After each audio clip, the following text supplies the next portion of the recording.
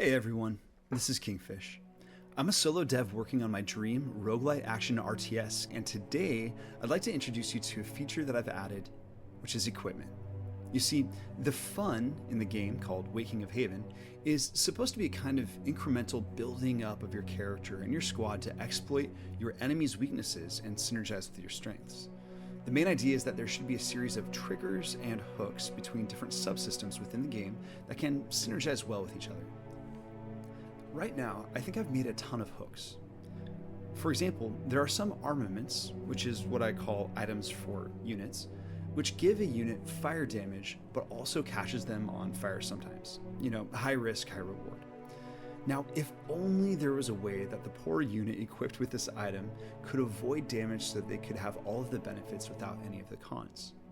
Well, there is one.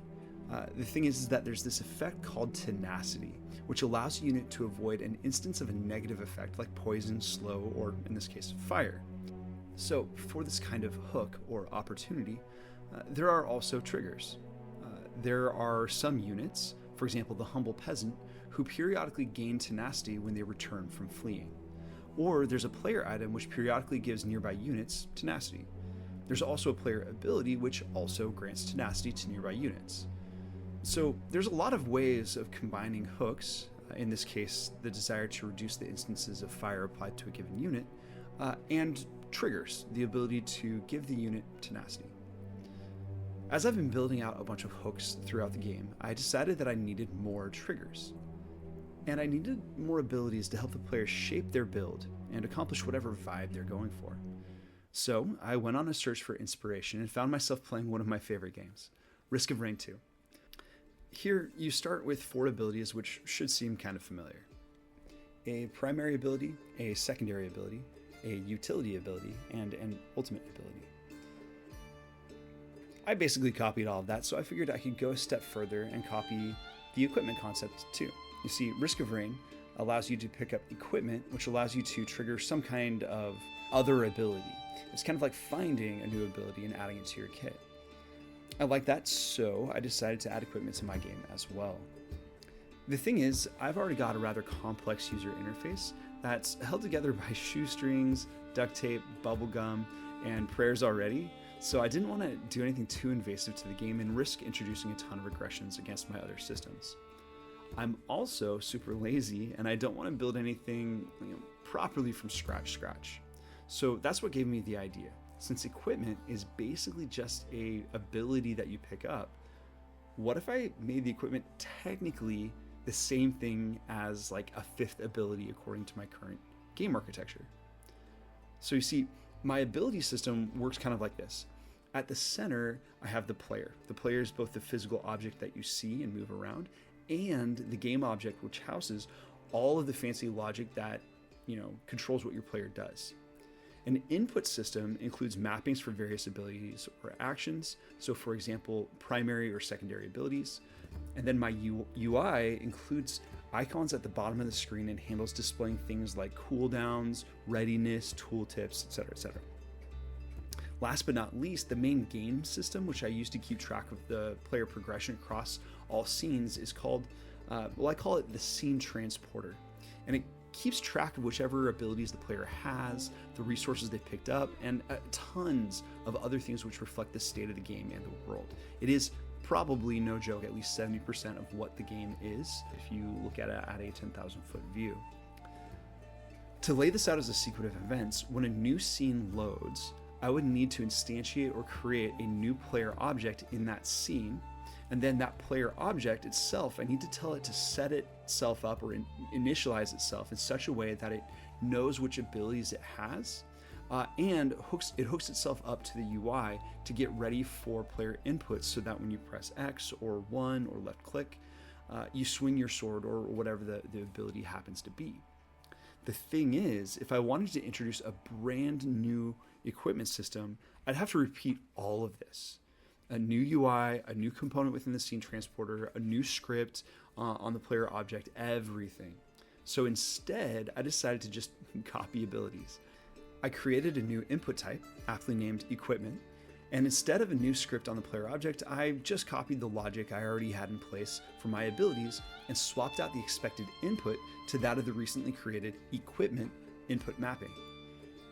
I added a new variable to the scene transporter, and then I literally copy pasted one of the UI components for one of my existing ability icon slots and named it something new. And just like that, I had an equipment system. So then I needed a way to actually let the player get equipment.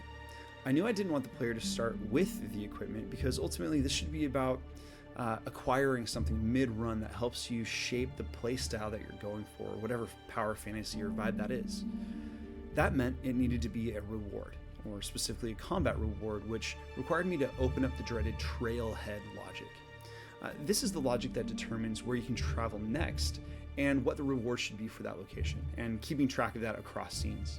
If I had a nickel for every bug that I found here and made here, I probably would be able to work full-time on the game instead of selling my soul at work every day. This is probably a good opportunity for a little digression to tell you about myself.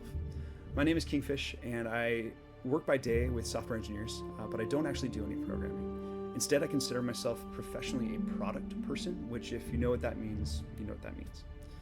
But personally, I'm much more of an artist. I really would like to break free of my corporate overlords and develop games full-time, which is something that I find meaningful. But the thing is that I'm not so great at programming. By not great, I really mean that I just can't do it. Or at least I couldn't until I found Unity's visual scripting. I know Unity has gotten a lot of bad press recently for business decisions that they've been making, but to be honest with you, I'm not that well informed about all that, and really I can't overstate my lack of technical skills, so I'm at least thankful for a programming system that makes sense to me. If at any point in this you get the impression that I know what I'm doing, I need to fix that right now. I absolutely do not, and I'm figuring it all out as I go. With that said, I think this is kind of going okay, and I've built a ton of stuff that I'm pretty happy with. But at this point of development, I'm starting to look to the actual commercial viability of the game and whether or not this is something that might actually take off. So if you've liked what you've seen so far, or heck, if you just want to help a little channel like mine grow beyond 35 subscribers, it would mean a lot. Possibly the difference between me being able to transition into a career in game development and not doing so. A comment, a like, or subscribe would go a long way. Anyway, I think I eventually, and safely, added a new reward type for basic combat encounters and scattered them throughout the game. You can now travel to a new location and earn yourself an equipment. Then the problem became the UI. I said a moment ago that I'm an artist, and you'd think that that would mean that I have an eye for these kinds of things. But I can unfortunately confirm that these skills do not transfer over to UI, and over the past iterations of the game, the number one thing that I have struggled with is creating sensible UIs. I hate it with every fiber of my being, and I'm pretty sure it hates me back. For this reason, I, once again, hijacked another UI system which I had recently added, which allows players to choose between items. The key part for these kinds of UI systems is creating or populating the details of a button with the details of a selectable object, whether that's a unit, an item, or in this case, an equipment. For the case of items and equipment, they're basically the same thing at the end of the day.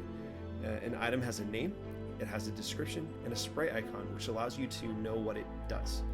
So I basically went and I was able to copy paste an entire system for the UI item rewards and convert it to the equipment reward system. This was relatively easy, but for the sake of appearances, let's say that I did it mainly to preserve consistency across UI designs or something like that. That sounds good. Okay, so with that all buttoned up, there was one last thing to do, and that is actually make the equipments. The actual real things that you could pick up and drop and use, which do real things, content. In my opinion, this is by far the most fun part of game design. I do enjoy the challenge of building systems, but designing and building things that fill those systems, like units, like abilities, characters, items, maps, etc., basically the substance of a game, that is where I really find that my technical skills, if you can call them that, my artistic skills, and my game design skills kind of coalesce and synergize. So I set about building a first round of equipments, and I'm very happy about them. Most of them are focused on either laying traps, which is handy because I think they give a hook for other player abilities which control enemy positioning. or self-targeting things like potions, which I also like because they give the ability to choose triggers which can synergize with other hooks. Someday I'll come back and I'll flesh out more of these more deliberately with specific wombo combos in mind, but in the meantime, I have a lot more things to work on. Speaking of which, during my last video, I outlined my roadmap, which I rather cleverly, at least I think it was clever, designed to be an actual map of Haven. I'm happy to announce that I'm formally in the QA stage of my next big update, which I'm calling the Speakers for the Dead. And in this update, I expect to deliver a ton of new updates to all of the brave playtesters who have tried the game out so far. This will include a ton of things, including 2 new playable characters, 2 new factions to play as, 1 to play against, an expanded base or an expanded Haven, and a ton of other updates. I'll post more about those changes in an upcoming week, but if you're interested in trying out the Waking of Haven in its current and very humble state, please feel free to sign up for it in the Discord. Links are in the description, and I'll send out a new round of invitations aligned to that new update. Alright, so I think that covers it for now.